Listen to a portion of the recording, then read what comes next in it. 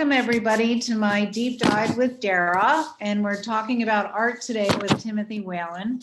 So Tim and I met about 20 years ago, I think to the day, when I was doing a shoot for Elle Decor, and we shot one of his gorgeous projects for the magazine. And what impressed me most about Tim, I mean, so many things, besides his incredible sense of humor, was his deep understanding of design, antiques, art, and it was the beginning of a long relationship. And I've had the luxury and the privilege of being able to publish Tim's work throughout my magazine career.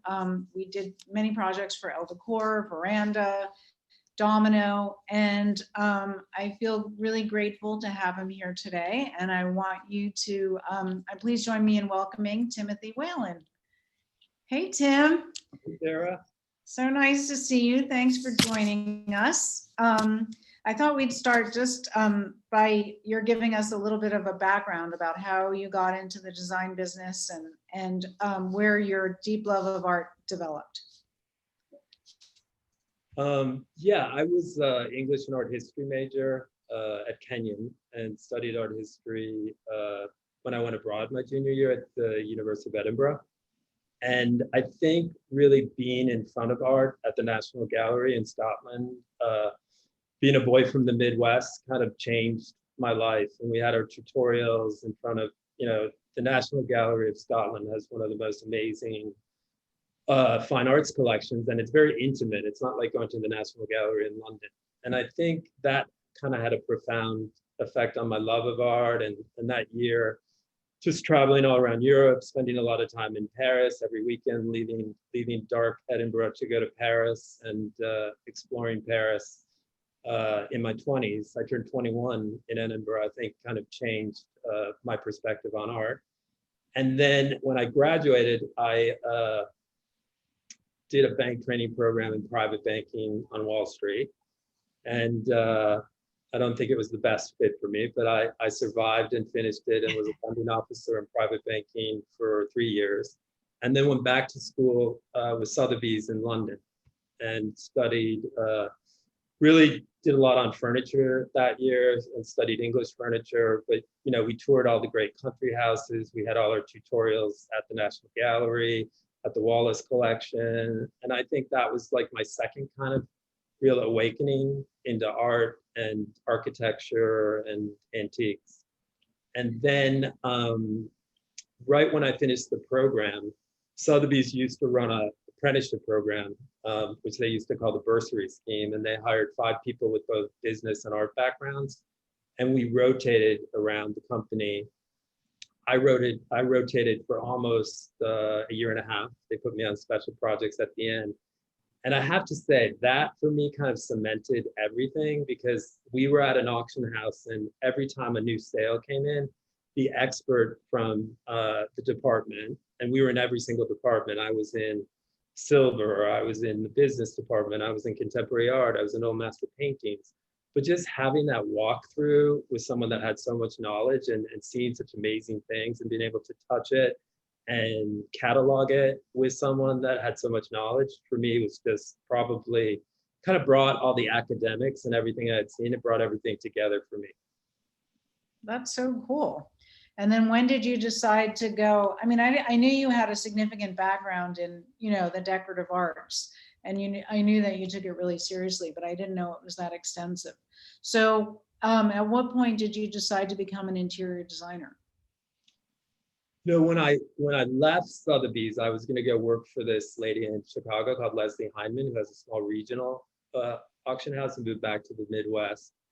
And I ended up not taking that job. That's the job Nate Berkus took, so he was smart.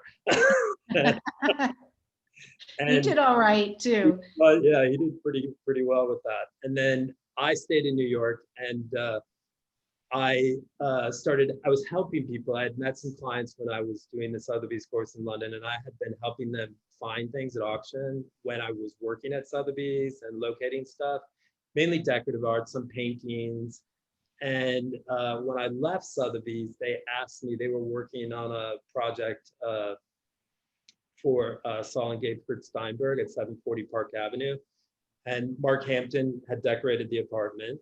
and it was the old Rockefeller apartment. And they asked me to go inventory all the decorative arts. So at the time, there were bags and bags of invoices, and I had to match them up. And I did all the furniture, the silver, the porcelain, and had to match them up with the insurance appraisal. So I did that one day a week. I was working, I then met a collector, a girl I had gone to Kenyon with, Jane Riley, her father, and he had just bought a townhouse on Sutton Square, and he had a decorator, and he asked me to start buying all the art and antiques for the project. So I started working on that. And then I went to a theater event one night for the Best Little Whorehouse in Texas, and I met a lady from Aspen who had a big collection of Joan Mitchell paintings. And I started decorating her apartment on 69th and 5th Avenue. So that was really Hey, Tim, can I just interrupt you for 1 second? Somebody has asked for us to put on the speaker view. Annie, do you mind doing that until we show the slides? I'm sorry, Tim. No, no. Okay, go ahead. So Sutton Place.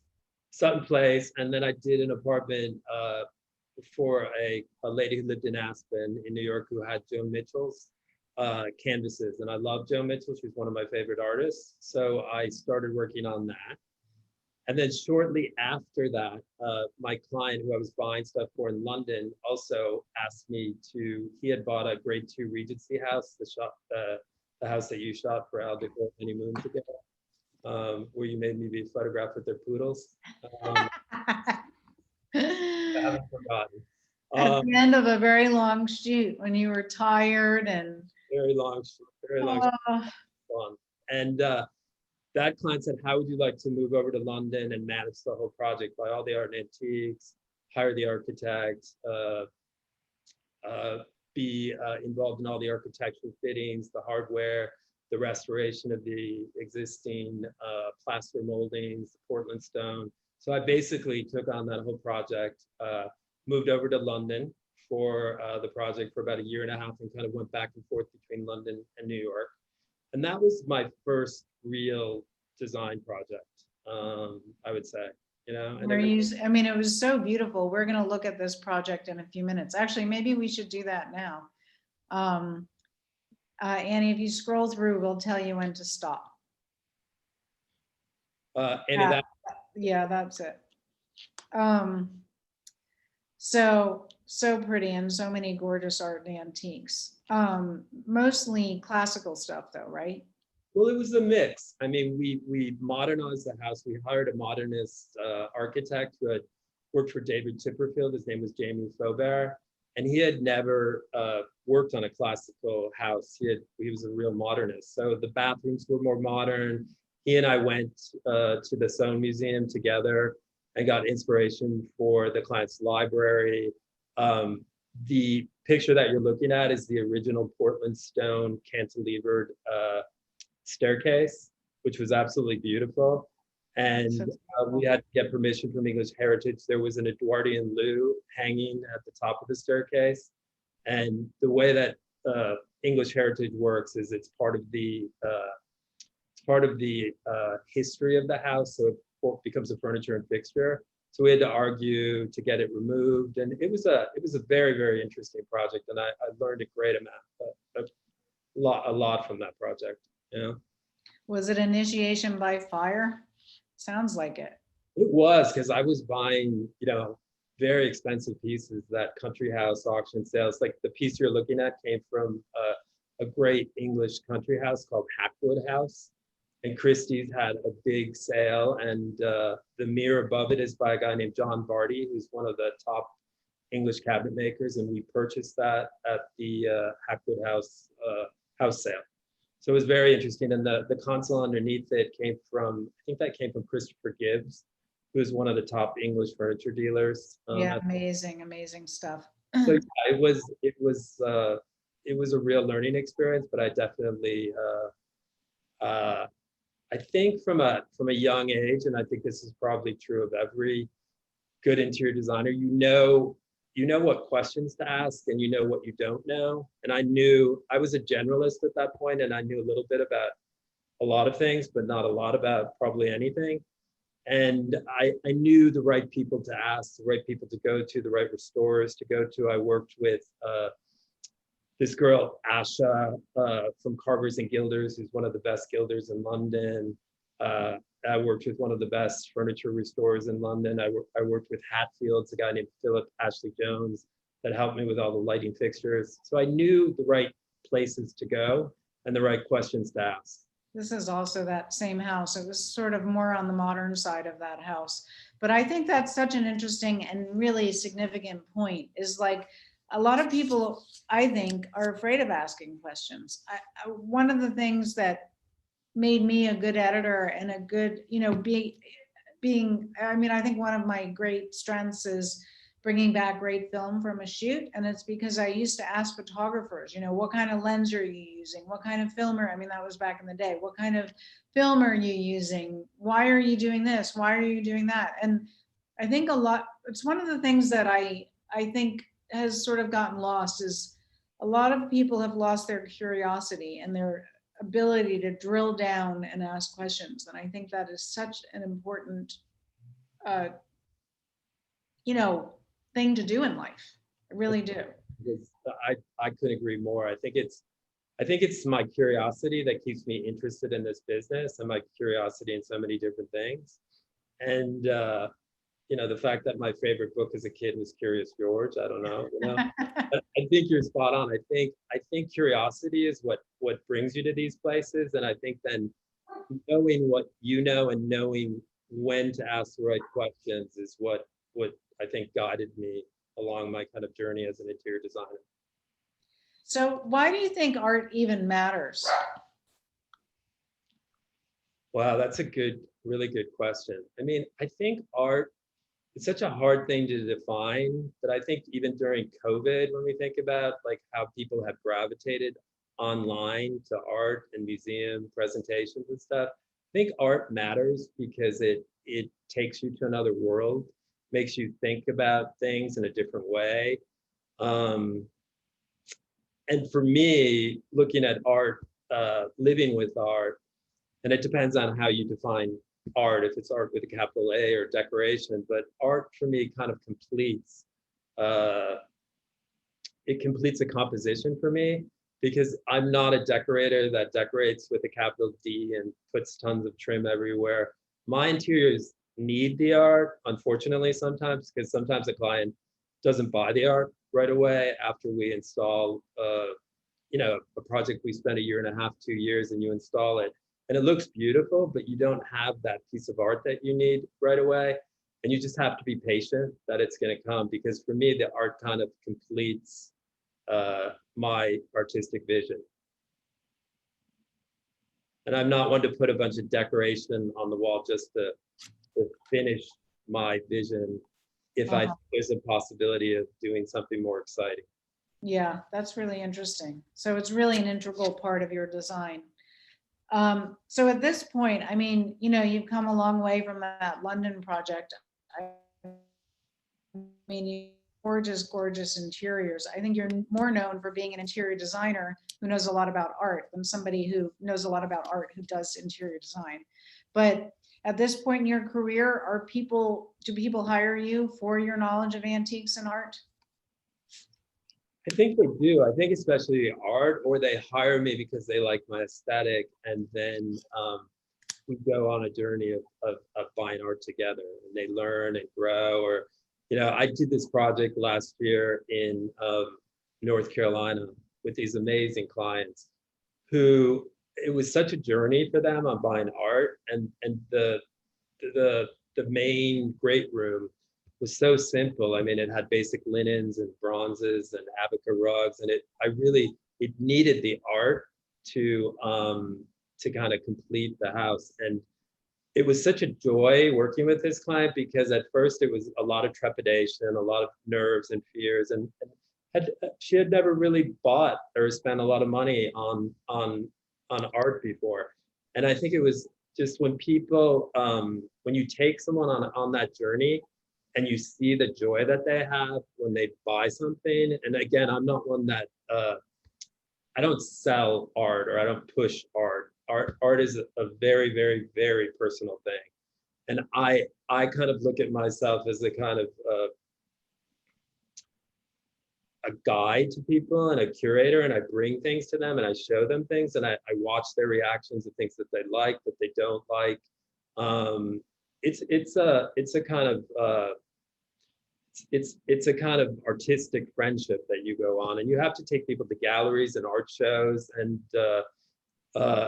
it's sometimes exhausting, but at the end, when people find things they love and you see the things in their house, it's probably one of my favorite parts of the interior design process. That's so nice. So you're really educating them. I think that's true of designers in general.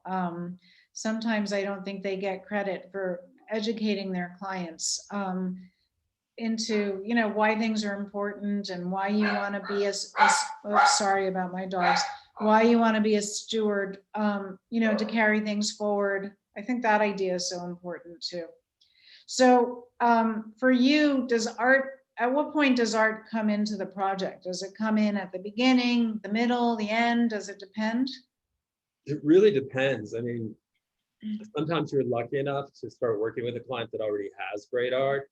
So then it becomes something that you work with at the beginning and you add to. Sometimes you have no art, and it comes in the middle and the end. And like recently, I completed this beautiful apartment in New York City on East 72nd Street. And it's got all these panel moldings in the living room. And I'm actually very proud of everything we did interior design wise, but there's no art on the wall. So every time I go there and I'm looking at these, outlets for picture lights in the walls, and I can see what I want in the room, but it hasn't come to life yet. And it's almost been a year since we installed, So, and we've added little things here and there, but it's still not complete. So you have to have patience, sounds like. Yeah. So you mentioned that you take your clients to galleries and shows and things. So how does one, I mean, I've been in this business for so many years, and I'm still a little, I don't want to say terrified, but intimidated by going to auction and things like that. Can you tell us a little bit about, where you go for what and how the whole process works? Yeah, and I think to answer that question, it's different, like for me or for a client. Like I know some clients, or I've learned, just don't have the appetite for an auction, because I've been through it, and they don't have the appetite of losing something, or the bidding process, or knowing that the estimate isn't necessarily where the piece is going to sell. They always say in the auction world, low estimates bring high prices. So if you're a consignor and you can put a low estimate on something because you're not worried about it selling for a low price, usually it goes higher because the auction house can get people, they can incite interest in the piece. So some clients just don't have an appetite for auctions, and you know that right away. So you want to take them to dealers. Some clients want to be able to bring pieces into their house and see it in their house. They don't have the confidence of just buying the piece, directly. So in that kind of scenario, you really want to go to a dealer. And there's great dealers in New York City that I've developed relationships, and all around the country and the world. But really in New York, we have some of the best dealers around that I've developed with relationships for. So you have to know the client for where you're going to take them to show them art. But I think the art fairs are a great place. It's overwhelming a lot of times for clients if it's their first time, like at the peer shows in New York or going to Freeze, because it's so big and there's so many dealers. I usually try to pre-shop them before I take my clients. So I kind of know how to navigate and where I'm going to take them to see certain pieces. And then how about with auction? Are there any buying at auction? Are there any tips that you have? It's funny. I used to always really want to see the piece in person, and now with COVID, everything's, all the auctions, all the contemporary art auctions, everything's just been straight online with pictures. Tips for auction. I think do your research. Like I do my research. I use a database called Mutual Art. So it'll bring up, I can put in an artist, I can see pieces that have sold at auction by that artist at all the different auction houses all around the world. You can see exhibitions. So do your homework when you're bidding at auction. What's Try to it get called? Sorry, what's it called? mutual art. Mutual Art. Do you have to pay for a subscription or something, or how does that You, work? you pay for an annual subscription, Okay, like an art database, and gives you all kinds of current information on the last piece that sold at auction, what's for sale at different galleries, gives you all the biography of the artist and what shows they're currently exhibiting. It's a great database. and that's true for contemporary artists as well as, artists who are no longer alive? I mainly use it for contemporary art, so that's a really good question. I'm not sure. Okay. That's so cool. All right. And then is there a certain kind of art that you tend to buy? I mean, I know that you love, to me, it seems like your taste in art is pretty diverse, but tell us about that. Yeah, I think my art is pretty diverse. I mean, I'm definitely, like I said to you, I'm a generalist. I have an interest in so many different things, from old master paintings to old master drawings to contemporary art to I love Indian miniatures, like 18th century Indian miniatures, all that kind of stuff. But I have to say, if I had to say one thing that I really love, is I love works on paper. I love the quality of them. I like the tactile quality. I love works on paper. And I bought smaller things for the year. I think years, just because that's kind of what my budget allowed, and I was buying things for really good artists, smaller works on paper. But I think works on paper I love, and I love photography. But I think works on paper are my favorite.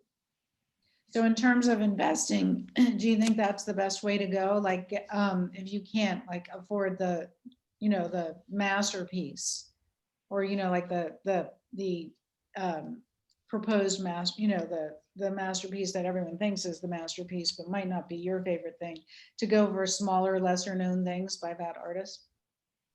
Yeah, or what I always say to clients, sometimes, people do a wall of decorations, and by the time they frame them and do everything, I'd say buy a great print. Go and buy a great print from a great artist, or a set of prints from a great artist. At least that has value, It's got great decorative quality, and it's something that you could go sell if you decide, that you get sick of it in a couple of years. Prints and edition works for me are how I try to get clients to go if the budget's an issue. Okay. And do you always approach buying art as an investment? I don't. Like the picture that you're looking at the screen right now was a powder room we did in Southampton, and those we picked all these shells and had them framed and stuff. Like for me, art, doesn't always have to be about something, that's more decoration, but it still serves the purpose of art in this powder room. But I always find for myself, if I can buy something and I know it's going to possibly be a good investment, why would I buy a piece of decoration when I can buy something that has some value? But that's how I look at it individually. And I try to do that with clients too, but it doesn't always work, because some people just don't have the appetite for buying at a certain level. Right. But prints are, you can buy a nice print for $4,500, $2,500, $1,500. I mean, I have Ellsworth Kelly prints that I bought in my early 20s that I think I paid $1,500 for, and now we're worth a little more than that. Thank God. Yeah, I had an opportunity to buy an Ellsworth Kelly print in my 20s, and I passed on it. It was $600. So it was like just too expensive for me at the time. And I kick myself all the time that I didn't buy it. There's lots of pieces I kick myself for, so you can't. Yeah. What are you gonna do, right? So talk to us a little bit about how you frame art. I assume depends on the piece, right? Really depends on the piece. I'm always thinking about the archival part of framing, that things are framed correctly, that the attachments are done correctly. So I use good framers, and I make sure that there's, that we're using UV plexi if things are going to be exposed to light, like photography and works on paper. those are big kind of decisions when framing things, if they're expensive works of art. But I love just framing things. I love boxes. I love things floated. I love taking something and putting it in an old frame, which I've done a lot of. Like I have an Indian miniature in my apartment that I found this beautiful kind of gilt old frame from Gillen Lagodich. So I love doing stuff like that. It really just depends on the piece, or if I'm doing a grouping of something, you know.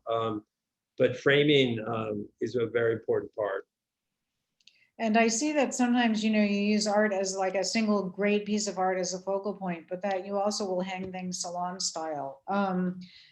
Tell me about, I mean, I think the focal point idea is pretty straightforward, but with the salon style, I mean, that's kind of hard to get right. Annie, let's try to find the picture in Tim's own apartment where it's the hallway and he has a whole bunch of pieces of art as hung salon style. Might take a while, sorry guys.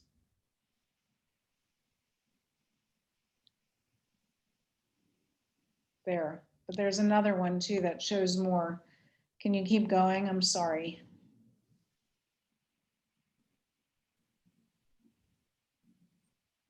There you go.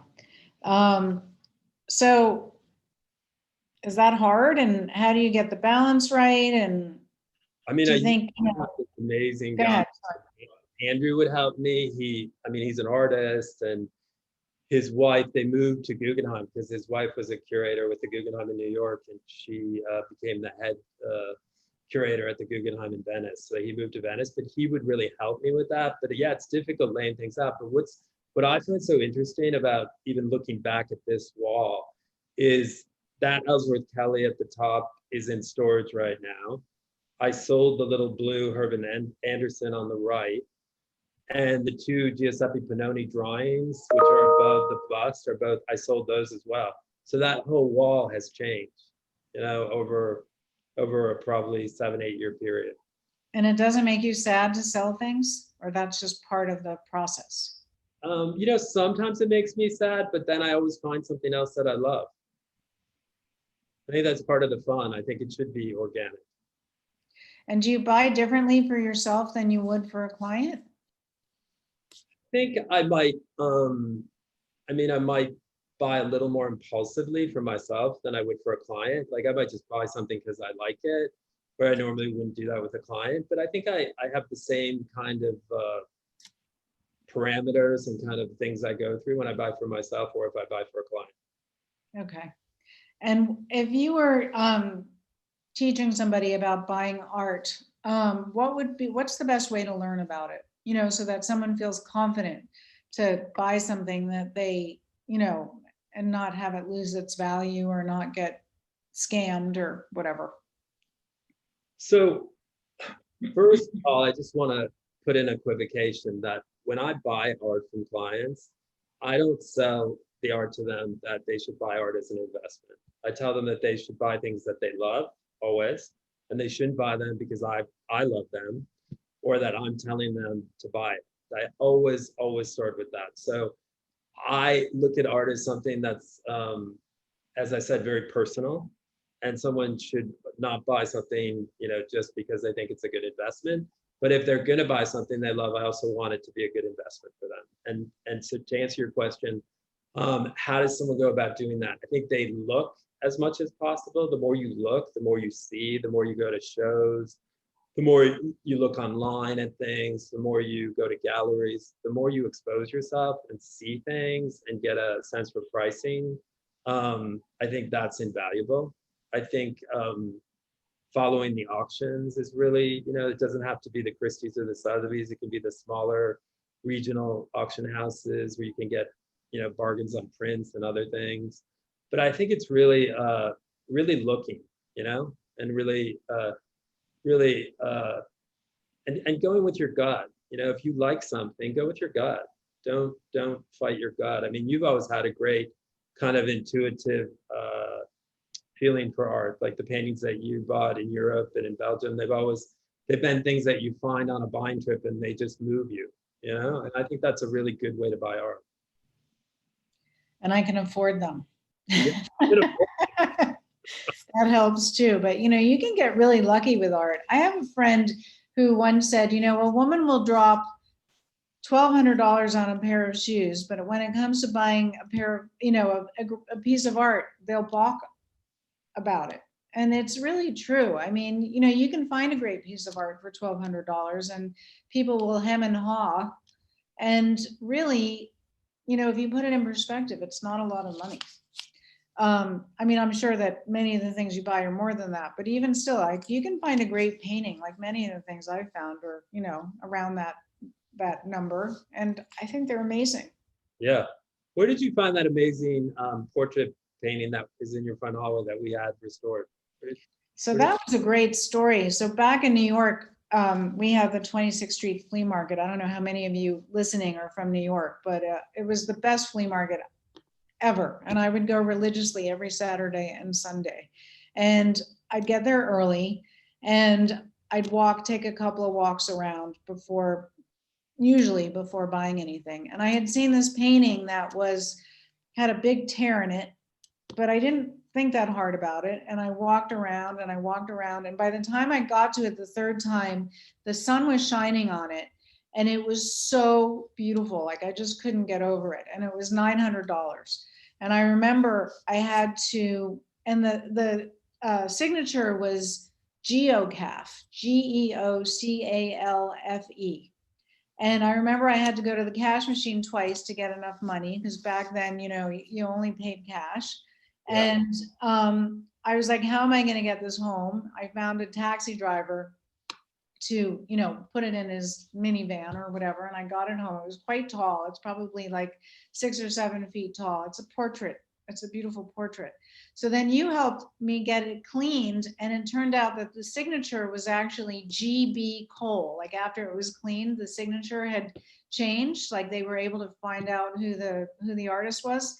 And it turned out that he's a registered artist. And I just got really lucky, but I love the painting. Like it, yeah, it's a beautiful painting. It's very mysterious. And the bottom of it actually isn't finished. And I remember when I got it restored, this is a good question for you, actually. The restorer wanted to fill it in. And I said, no, I like it that way. Like to me, it was so authentic. I love you kept it that way. Yeah. So tell us how you approach conservation.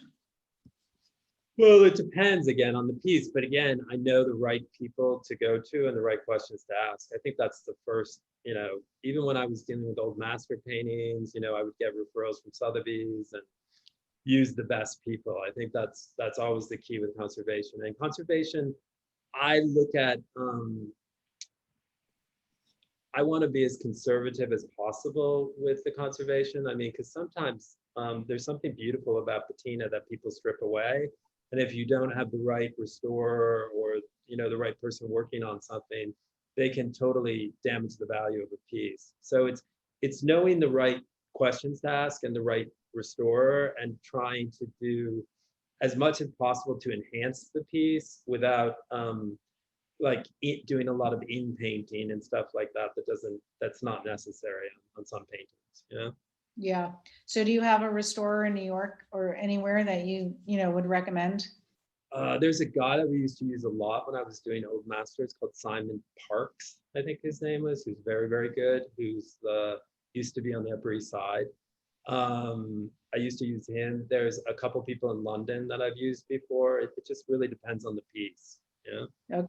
So you go to different people for different things. Like I have a particular conservation lady that I used in New York, and I think I might have gotten her through Bark Frameworks years ago, and it's really your network of people, just like we were talking about earlier, that you go to that is gonna give you the correct advice, and you're gonna evaluate it and then decide the best thing to do.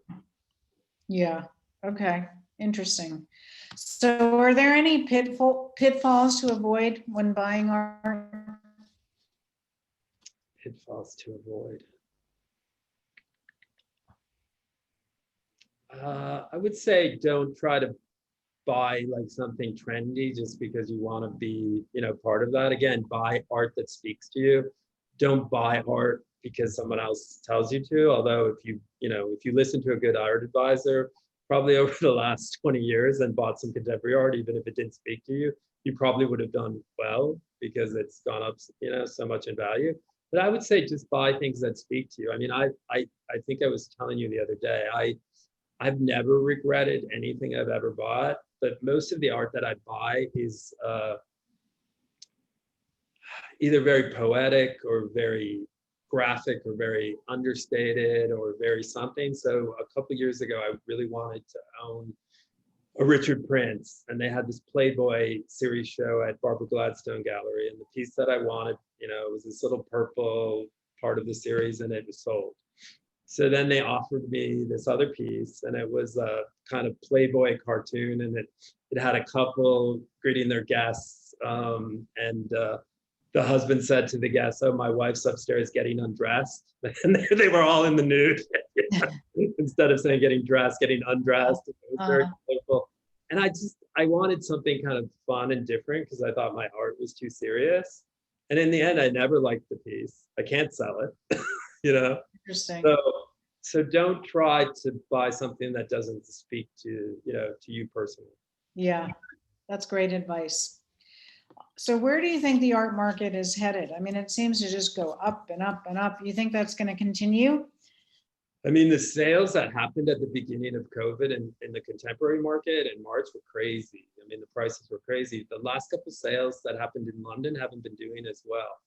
So I don't know. It's hard to say. I think contemporary art, I just don't know. And do you think there's anything that's particularly undervalued right now or overvalued? I still think the last kind of 5 to 6 years, old master paintings are very undervalued. You can buy a great old master painting for not a lot of money. Yeah, so interesting. Well, we all know what to buy now. Yeah, you have to like old master paintings. Yeah, that's true. You do have to like them. So before we launch into questions, because you have a couple and you have a few great, really nice comments, somebody saying that they love your color sense and somebody else saying that they love your eclectic sensibility in art.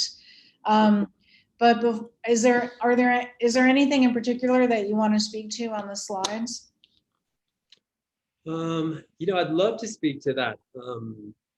The one of the 7 Sutton, the William F. Riley bedroom shot, because I think it's kind of interesting. 29, Annie, number 29. That's it, right? Yeah, I'd love to speak to this. So this was a client that I worked with early in my career. It was a townhouse on Sutton Square. And the client was a complete classicist. Everything had to be very classical. So I would sneak little 20th century things in or buy things just to make the interior a little more interesting. And so that was a Sean Scully print that I bought early on, and I snuck it there. And I just think that kind of dynamic kind of changes what could have been a room that wasn't as dynamic. And then next to it are 2 Egyptian Coptic textiles that I found at Sotheby's and didn't pay a lot of money for them and had them framed. And it's like stuff like that, I think is really, interesting and fun to do as well. I mean, art doesn't have to be art with a capital A. I think there's a couple examples like the domino. I don't know if you have that slide of my sister's house. I think it's at the end. I think if we show that was Martin and I were at a flea market in Istanbul, and I found this amazing Suzani, and I had it. I don't think we included that. Sorry. No, go ahead. I interrupted you. Sorry. But I found this amazing Suzani at the Grand Bazaar in Istanbul, and I had it framed. I had this 18th century frame that I had bought something else, I think from Christopher Gibbs, and I had it put into this 18th century frame. And I just think stuff like that too can be a great wall piece. Yeah. And did you have that refitted, the frame? Is that how you did that? I had the frame refitted. Smarty pants, yes. That's what I had to do. I'll take credit for that. Okay. So anything else specifically that you wanna talk about? Maybe the Agus Martin prints above in my old apartment, because that's an example. So that's early on. Is that hard to get? The bedroom and the living room. No, I think it's toward the front, Annie. You just missed that. You just passed it. It's the living room detail. One more back. Yeah. There you go. So Agus Martin was an artist that I loved, from my early 20s. And obviously I couldn't afford an original canvas by her.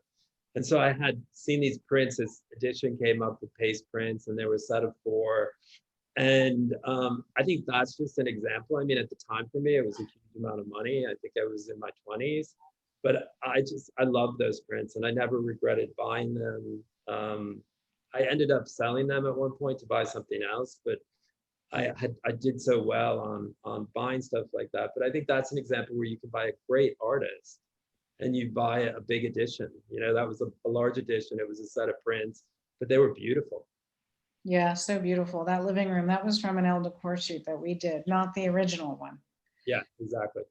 All right, so we have a few questions. I'm going to launch into those. Do you ever buy directly from artists? I do. I sometimes go to artist studios and buy. And is that ever outside the gallery, or how does that work? Do you find working with a gallery that represents an artist, I won't go.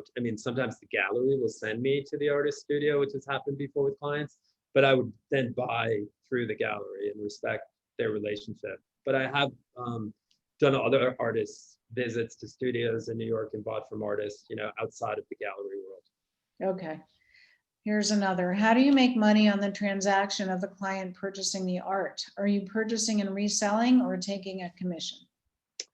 The way I work, it depends on how much art the client is purchasing. I have a certain limit. It goes on a sliding scale, but I always pass the net price no matter what to the client. So if the gallery gives me 20% off, I'll give the client the 20% discount. If the gallery gives me 30% off, I'll pass that on to the client if I can negotiate a little bit more, if they're buying a couple pieces, and then I put a markup on top of that on the net price.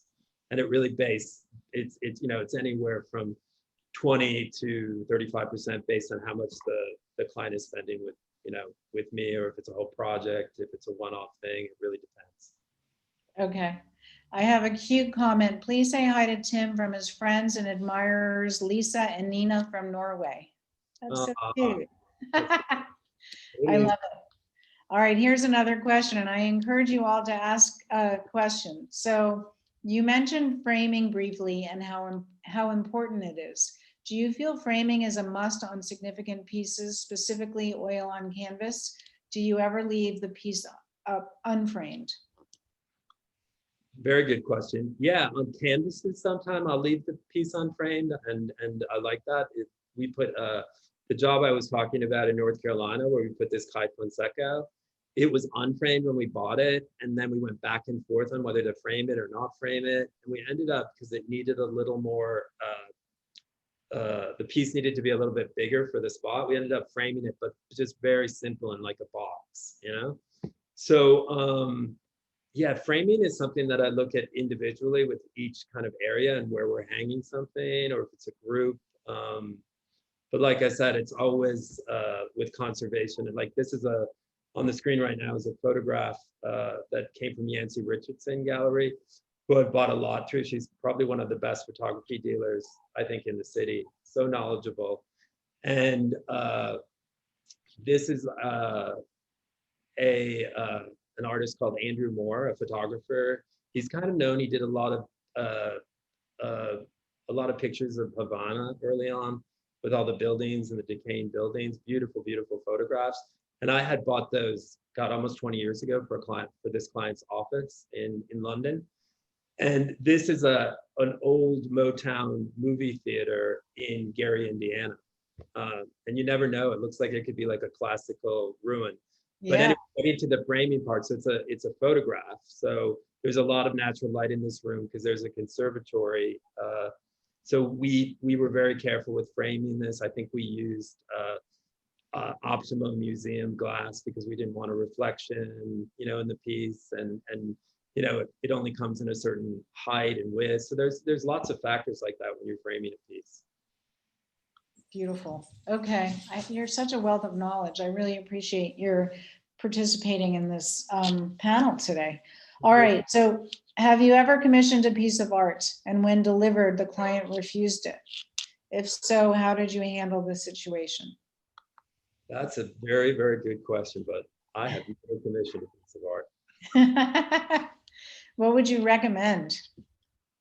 Commissioning a piece of art? No, if say you had, what would you do in a situation like that? If the client, didn't like it when it came? Oh, wow, Dara, that's a doozer question. I mean, in my business, we're in the client service business, so I always want my clients to be happy. I mean, that's part of what we do. We create these environments, you want them to be happy.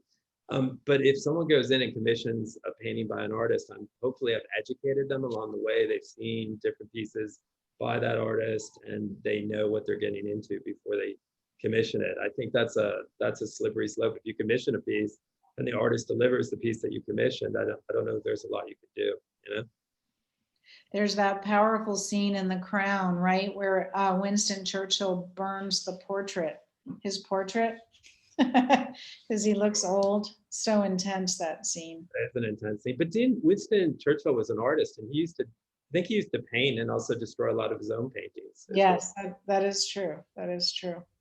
All right. Well, this was so fun. I learned a lot. So Yeah. It was great to see you, Tim. It's been way too long. I miss you. I miss you And too. Bye, Derek. Bye, everyone. I thank everyone for coming. Bye.